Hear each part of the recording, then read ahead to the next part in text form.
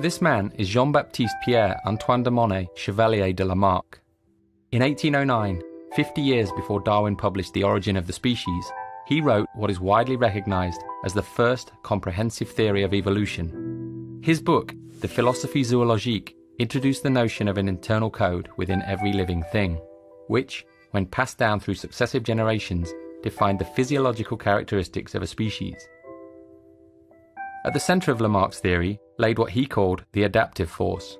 He believed that the experiences of an organism during its life modified this internal code, and upon reproduction, this modified version was passed down to its young.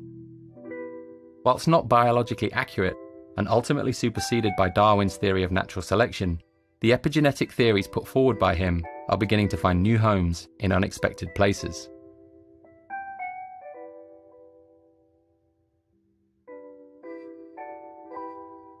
When we use contemporary technology, a trail of information is created in the form of data. When analysed, it describes our actions, decisions, preferences, movement, and relationships. This codified version of who we are becomes ever more complex, developing, changing, and deforming based on our actions. In this regard, this ledger of our data may be considered a Lamarckian epigenome, a constantly evolving representation of who we are.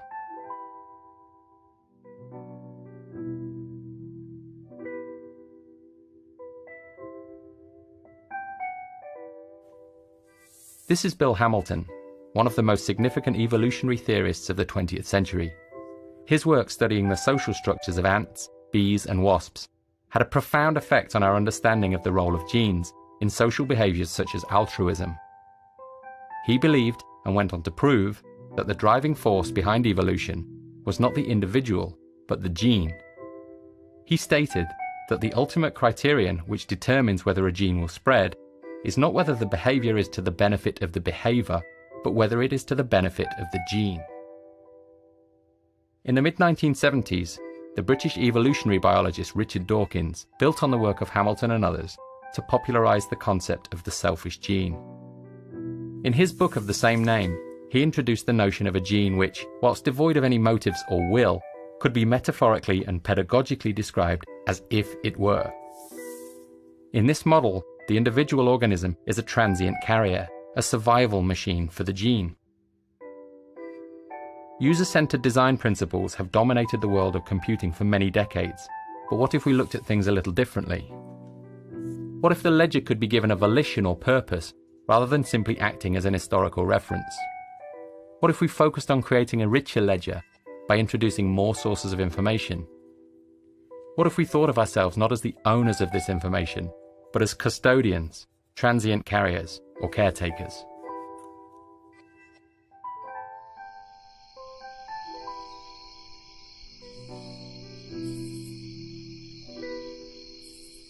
Initially, the notion of a goal-oriented ledger may be user-driven. As an organization, Google would be responsible for offering suitable targets for a user's ledger. Whilst the notion of a global good is problematic, topics would likely focus on health or environmental impact to reflect Google's values as an organization.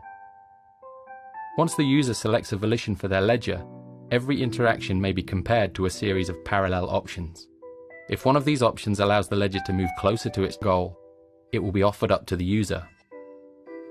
Over time, by selecting these options, the user's behavior may be modified and the ledger moves closer to its target.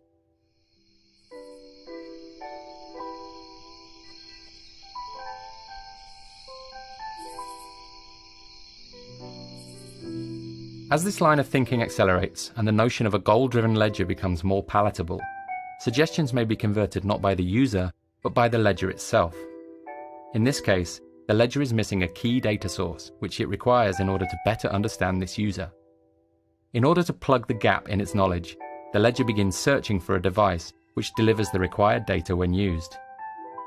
From this list, the ledger begins sorting the options most likely to appeal to the user in question. In situations where no suitable product is found, the ledger may investigate a bespoke solution. By analysing historical data, it is increasingly possible to discern qualitative information such as taste and aesthetic sensibility, which may be used in the creation of a design proposal. With the advent of technologies such as CNC milling and the emergent possibilities of 3D printing, a custom object may be created to trigger this user's interest.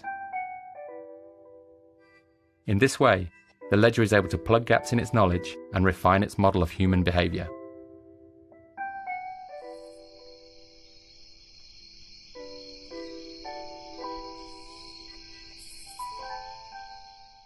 User data has the capability to survive beyond the limits of our biological selves, in much the same way as genetic code is released and propagated in nature. By considering this data through a Lamarckian lens, the codified experiences within the ledger become an accumulation of behavioral knowledge throughout the life of an individual. By thinking of user data as multi-generational, it becomes possible for emerging users to benefit from the preceding generation's behaviors and decisions. As new users enter an ecosystem, they begin to create their own trail of data. By comparing this emergent ledger with the mass of historical user data, it becomes possible to make increasingly accurate predictions about decisions and future behaviors. As cycles of collection and comparison extend, it may be possible to develop a species-level understanding of complex issues such as depression, health, and poverty. Our ability to interpret user data, combined with the exponential growth in sensor-enabled objects, will result in an increasingly detailed account of who we are as people. As these streams of information are brought together, the effect is multiplied. New patterns become apparent and new predictions become possible.